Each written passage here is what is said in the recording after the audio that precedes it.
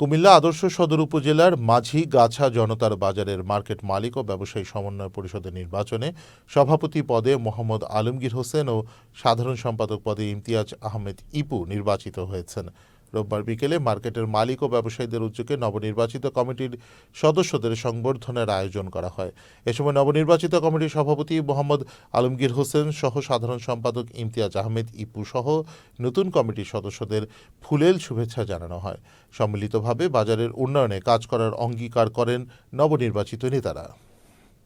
সবাই দল মত নির্বিশ্বাসে আমাদেরকে জয়যুক্ত করেছে আমার চেয়ার মার্কা প্রতীকে।